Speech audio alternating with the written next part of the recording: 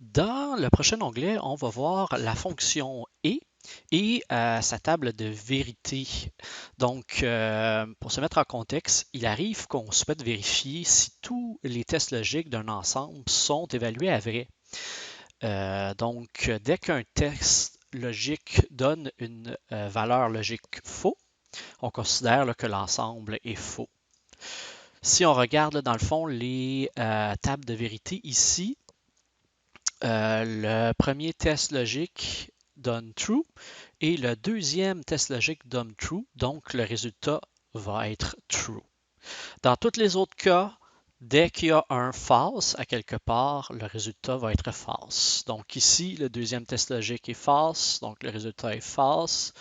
Ici, c'est le premier test logique qui est false, le deuxième true, et évidemment, le résultat est false. Et finalement, lorsque les deux tests logiques sont falses, le résultat final va être false. Et c'est le même principe avec trois tests logiques et plus. Donc, dans le cas où est-ce que nos trois tests logiques sont à true, le résultat va être true. Dans tous les autres cas, dès qu'on trouve au moins un false, ben, le résultat final va être false. Donc, dans Excel, la fonction E est utilisée pour réaliser cette opération-là. Cette fonction peut prendre autant d'arguments que souhaité. Chacun des arguments doit être un test logique, évidemment. Cette fonction est utilisée lorsqu'on souhaite vérifier que tous les tests logiques donnent vrai. C'est le principe là, du tout ou du rien. Donc ici, on a des exemples. La fonction E, on ouvre la parenthèse. Ici, on a un premier test logique où est-ce qu'on vérifie si M17, la valeur de la cellule, est plus grand ou égal à 60. Par la suite, on met un point-virgule pour séparer le premier test logique du deuxième test logique et le deuxième test logique M18 plus grand ou égal à 60. Donc, pour avoir un résultat qui serait vrai, il faudrait que le premier test logique soit vrai et que le deuxième test logique soit vrai également. On n'est pas obligé d'utiliser seulement là, des cellules comparées avec des chiffres. On peut aussi utiliser là, dans le fond là, une plage et une fonction. Dans ce cas-ci, la moyenne de la plage A1 à Z10. On le compare à savoir si c'est plus grand que 60. Et dans le troisième exemple, là, ici, là, on va même vérifier là, si une cellule est égale à une chaîne de caractères, là, dans ce cas-ci, technicien. J'aimerais ça apporter votre attention aussi à la petite anecdote. Là. Moi, je n'aime pas le risque. Quand je traverse la rue, je m'assure que les deux côtés de la rue sont dégagés avant de traverser, évidemment. Donc, il faut que les deux côtés soient corrects, donc les deux côtés soient true pour être capable de procéder. Ici, pour les exercices, bon, pour le premier exercice, pour avoir le droit d'entrer dans un certain manège, vous devez mesurer au moins 1,1 mètre et vous devez avoir pesé au moins 55 kilos. Donc, pour faire cette formule, on va aller dans la cellule. On va commencer par... Oups, excusez-moi. On va commencer par rentrer le égal. Là, c'est la cellule en mètres. Ici, là, 1,3 qui est B35. On veut comparer avec 1,1 mètre, mais c'est mesuré au moins. Donc, c'est plus grand ou égal à 1,3. Là, on n'a pas juste une comparaison à faire, donc on va aller en avant et on va aller utiliser notre méthode et. En anglais, c'est pas la même chose qu'en français et moi j'utilise un ordinateur en anglais, donc la fonction à utiliser c'est end. On rouvre la parenthèse et on a notre première valeur logique ici. On sépare ici par des virgules, donc virgule. Notre deuxième test logique va être le poids, donc vous devez peser au moins 55 kg.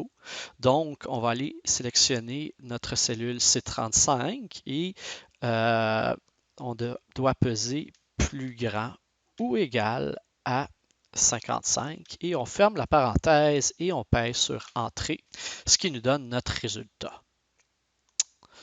Petite chose intéressante à voir ici, on a utilisé AND en anglais, et si on remonte en haut, ici c'était et.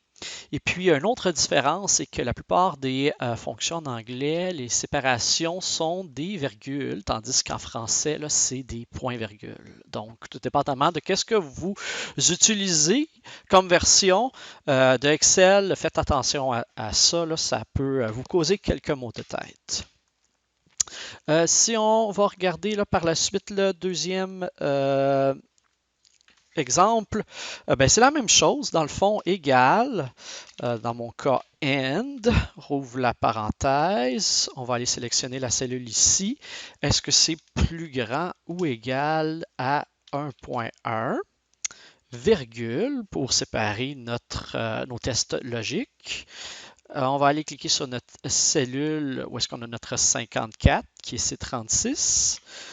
Encore une fois, plus grand ou égal à 55 kg. Ferme la parenthèse et on pèse sur Enter, ce qui nous donne false.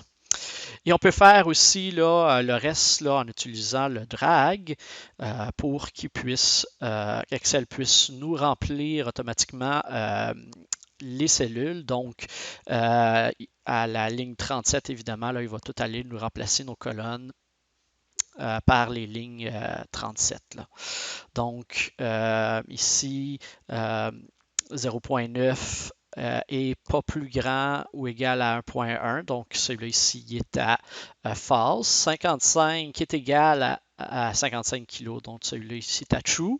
Donc, false et true, ça donne un false. Et dans le dernier cas, 0.8 est plus petit que 1.1, ce qui donne false. Et 40 est plus petit que 55, ce qui donne false pour un résultat final de false. Dans le prochain exercice, la compagnie SNC Lavalin, on peut faire une distinction, souhaite établir les listes de politiciens qui gagnent plus de 500 000 par année pour organiser une petite soirée de financement. Donc ici aussi, on a deux tests logiques à faire. Donc, on va utiliser notre fonction AND ou et, tout dépendamment.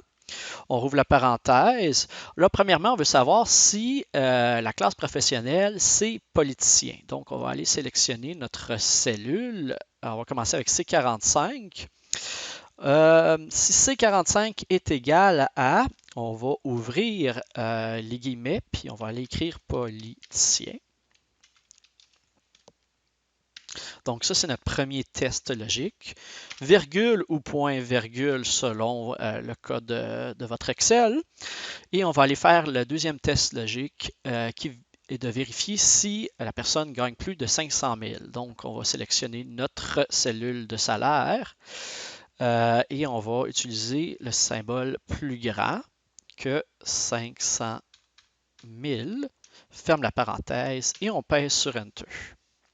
Et même principe, on peut draguer dans le fond notre formule pour toutes les cellules désirées. Et puis, il va changer là, dans le fond là, nos différentes cellules de classe professionnelle et de salaire selon la ligne. Ici, on veut trouver le nombre de personnes invitées.